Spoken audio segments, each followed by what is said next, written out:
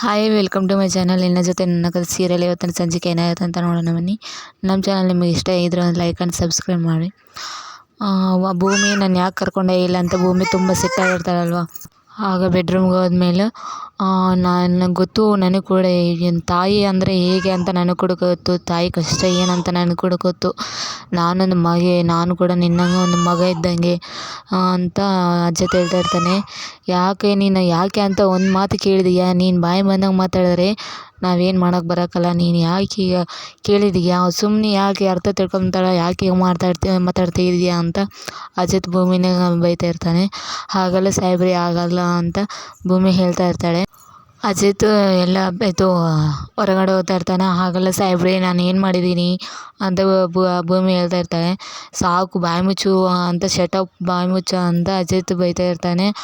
ಆಗ ಭೂಮಿ ತುಂಬ ಸಿಟ್ಟು ಮಾಡ್ಕೊಂಡ್ಮೇಲೂ ಆಗ ಅಂಚನ ಅಪೇಕ್ಷೆಯಲ್ಲಿ ಹೊರಗಡೆ ನಿಂತ್ಕೊಂಡು ಬಾಗಿಲ ಹತ್ರ ಅಂತ ಇರ್ತಾರೆ.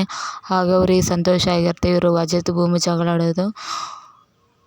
ಆಗ ಅಂಚನ ಅಂದ್ಕೊಂಡಿರ್ತಾಳೆ, ನಾವು ಮಾಡಿದ್ದು ಪ್ಲ್ಯಾನ್ ಸಕ್ಸಸ್ ಆಯಿತು ಅಂತ ತುಂಬ ಕಷ್ಟಪಡ್ತಾ ಇರ್ತಾಳೆ. ಹೀಗೆ ಯಾವಾಗಲೂ ಇವ್ರು ಜಗಳಾಡ್ತಾ ಇರಬೇಕು, ಇವರು ದೂರ ಆಗಬೇಕು ಅಂತ ಅಂಚನ ಅನ್ಕೊತಾ ಇರ್ತಾಳೆ.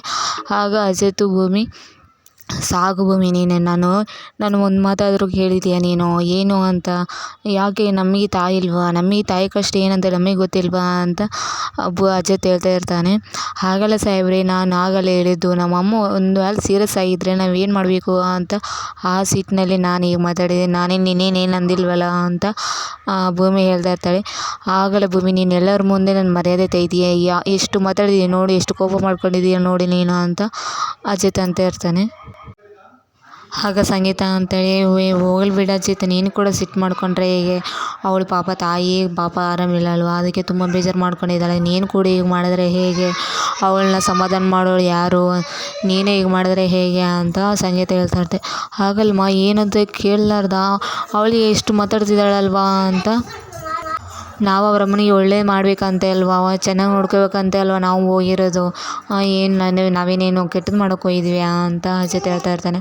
ಅವಳ ಸ್ಥಾನದಲ್ಲಿ ಯಾರು ನಿಂತ್ಕೊಂಡ್ರು ಕೂಡ ಯಾರಿಗಾದ್ರೂ ಕೋಪ ಬರುತ್ತೆ.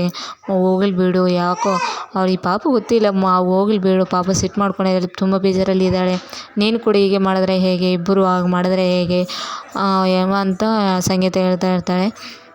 ಹೇಳಿದ್ಮೇಲೆ, ಹಾಗಲ್ಲಮ್ಮ, ಈ ನೋಡು ಎಷ್ಟು ಹೇಳಿದ್ರು ಕೂಡ ಕೇಳಲ್ಲ ಅವಳು, ಎಷ್ಟು ಕೋಪ ಮಾಡ್ಕೊತಿದ್ದಾಳಲ್ಲ, ಅವ್ರ ಅಮ್ಮನ್ನೇ ಅಲ್ವ ನಾವು ಚೆನ್ನಾಗಿ ನೋಡು. ಆಗ ಸಂಗೀತ ಹೇಳ್ತಾಳೆ. ಆಗ ಸಮಾಧಾನ ಮಾಡಿಕೊಂಡು ಮತ್ತೆ ಅವರು ಒಂದಾಗ್ತಾರೆ ಇಲ್ಲ ನೋಡೋಣ ಫ್ರೆಂಡ್ಸ್ ನಾಳಿನ ಸಂಚಿಕೆ. Thank you.